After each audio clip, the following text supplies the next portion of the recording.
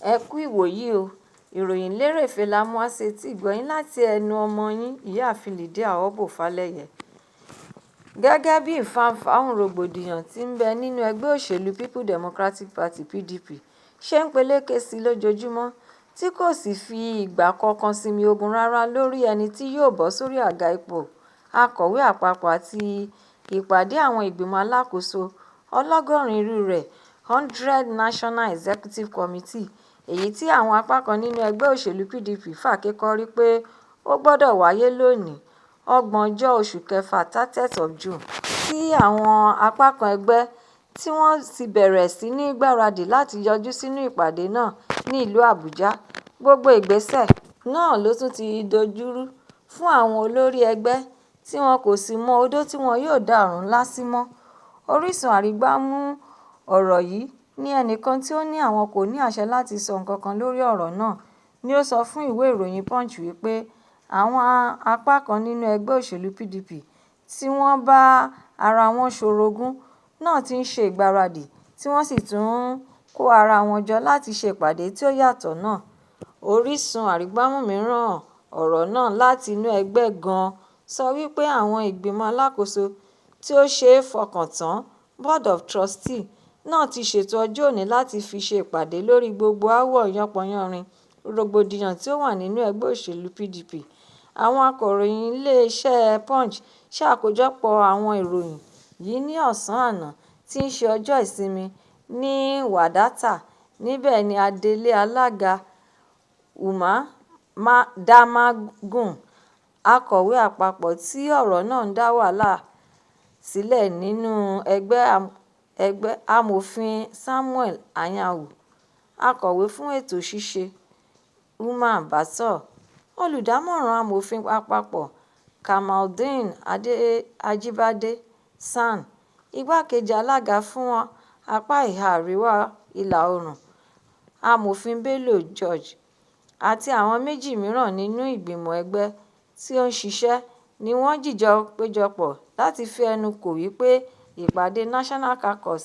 ni kí àwọn ṣe dípò ìpàdé ìgbìmọ̀ àwọn alákòóso NEC. Nígbà tí ó di àṣálẹ́ ọjọ́ Ìsinmi ní Wadata Plaza, ọ̀pọ̀lọpọ̀ ọmọ ẹgbẹ́ NWC,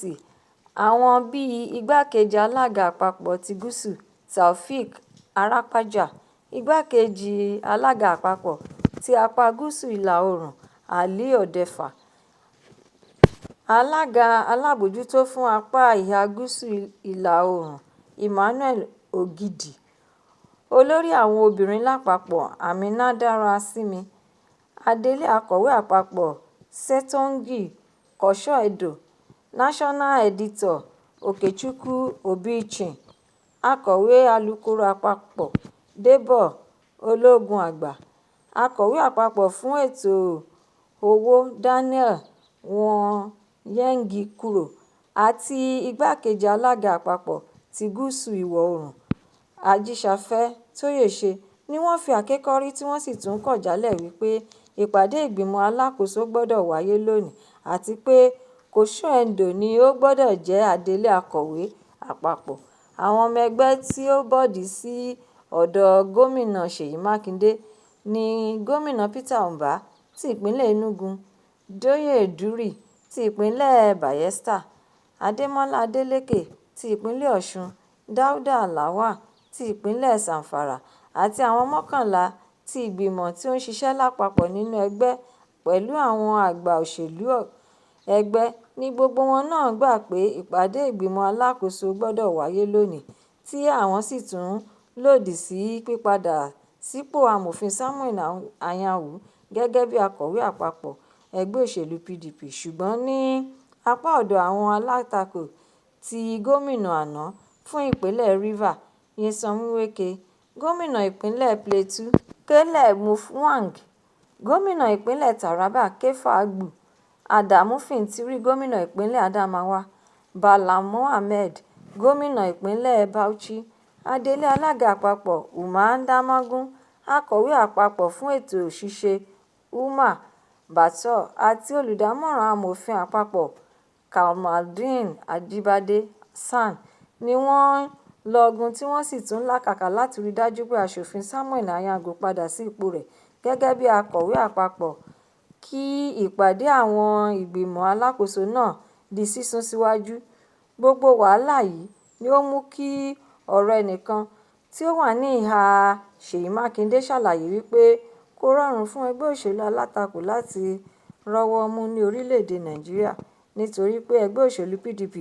tóbi ju ẹnìkan lọ tí ó sì tún wá jẹ́ wípé ẹ̀ka tí ó ga jùlọ nínú ẹgbẹ́ lẹ́yìn ìpàdé àpapọ̀ gbogbogbò ní ìpàdé ìgbìmọ̀ àwọn alákòóso, tí ó sì jẹ́ wípé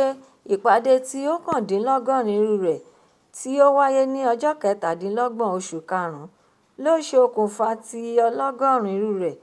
sí 30 oṣù kẹfà. Gẹ́gẹ́ bí ohun tí òun sọ lọ́wọ́ yìí, àwọn tí ń ṣe ètò gbogbo parí láti rí pé ìpàdé ọlọ́gọ́rùn-ún ti ìgbìmọ̀ alákòóso náà wáyé ní òní tí í ṣe 30 oṣù kẹfà June 30th, kí ó sì tún lọ ní ìrọwọ́-rọsẹ̀ bí ó tilẹ̀ jẹ́ wípé gbogbo ìlàkàkà tí àwọn kan ń ṣe láti rí pé gbogbo nǹkan padà bọ̀ sípò nínú ẹgbẹ́, síbẹ̀ àwọn náà ti ṣetán láti tẹ̀lé ètò òfin ìlànà ti ẹgbẹ́ kí àwọn sì tún rí dájú pé ẹgbẹ́ òṣèlú àwọn náà yè lábẹ́ bí ó ti wù kó rí. Ní ìbámu pẹ̀lú ètò ìgbáradì tí àwọn ń ṣe, àwọn ti fi ìpè ìrántí ránṣẹ́ tí àwọn sì tún ti fìwé pe àwọn ọmọ ẹgbẹ́ fún ìpàdé ọlọ́gọ́rùn-ún àwọn ìgbìmọ̀ alákòóso náà tí wọn yóò sì gbà wọ́n láàyè láti wọlé sínú ibi tí ìpàdé náà yóò ti wáyé, àti pé gbogbo ọ̀rọ̀ mìíràn tí ń fa gbọ́nmi-sí-omi-ò-tó náà ni yóò lọ sí òkun ìgbàgbé nínú ìpàdé náà. Ẹ̀kúnrẹ́rẹ́ ìròyìn eléyìí wà nínú ìwé ìròyìn Punch. Nítorí wàhálà tí ó ń ṣúyọ lójoojúmọ́ nínú ẹgbẹ́ òṣèlú People Democratic Party (PDP) lórí ìpàdé àwọn ìgbìmọ̀ alákòóso NEC tí ó yẹ kí ó wáyé lónìí, 30 oṣù kẹfà, èyí tí í ṣe ọjọ́ Ajé, ni àwọn ọlọ́pàá ti wà káàkiri agbègbè àti inú ọgbà Wadata Plaza níbi tí olú ilé ẹgbẹ́ òṣèlú PDP wà. Ọ̀kan lára àwọn òṣìṣẹ́ ẹgbẹ́ òṣèlú náà ni ó sọ fún àwọn akọ̀ròyìn wípé wọ́n ti dá àwọn ọlọ́pàá sí agbègbè ibi tí ìpàdé náà ti fẹ́ wáyé kí wọ́n bàa lè dá ìpàdé NEC Expanded Caucus dúró, bí ó tilẹ̀ jẹ́ pé wọ́n gba àwọn òṣìṣẹ́ tí wọ́n ń ṣiṣẹ́ nínú ọgbà olú ilé ẹgbẹ́ òṣèlú PDP láàyè láti wọlé, ṣùgbọ́n nígbà tí ó ṣe díẹ̀ wọ́n tún lé wọn síta àti àwọn akọ̀ròyìn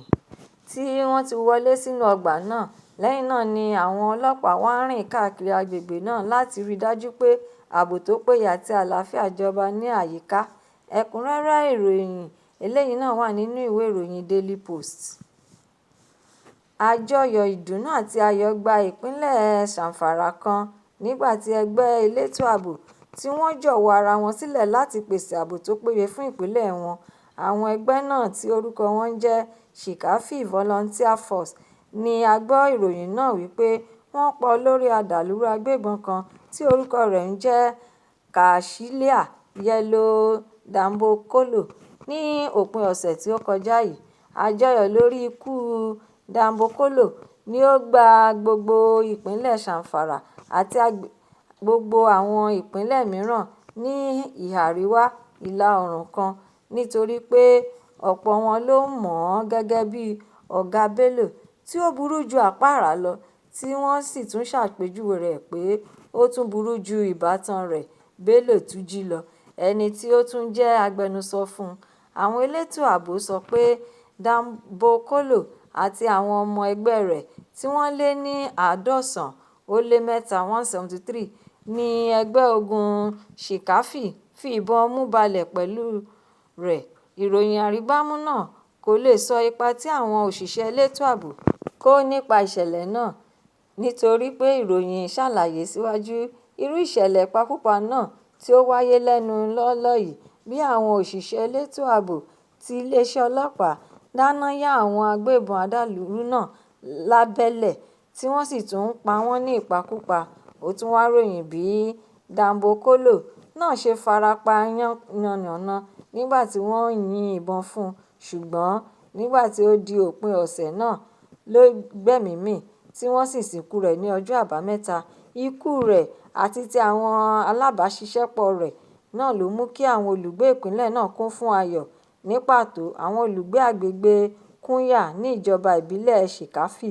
ìlú tí ó ti ń da omi àlàáfíà wọn rú láti ọdún pípẹ́ sẹ́yìn. Ọ̀kan nínú àwọn olùgbé ìlú náà sọ̀rọ̀ wípé gbogbo olùgbé ìlú àwọn yìí ni ó ń ṣe àjọyọ̀ ikú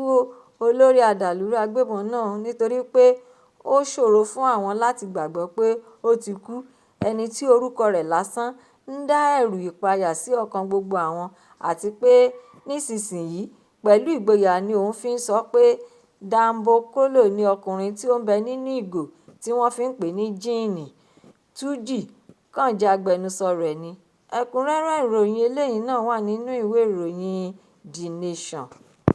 Ìròyìn lérèfé tòní kò ní jù báyìí lọ. Ẹ tún pàdé mi lọ́la fún àkọ́tún ìròyìn lérèfé mìíràn láṣẹ Èdùmàrè. Ẹ ṣé tí ẹ̀ ń tẹ́tí gbọ́ mi.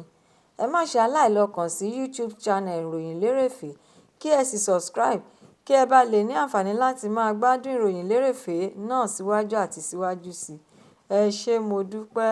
Ó dàbọ̀.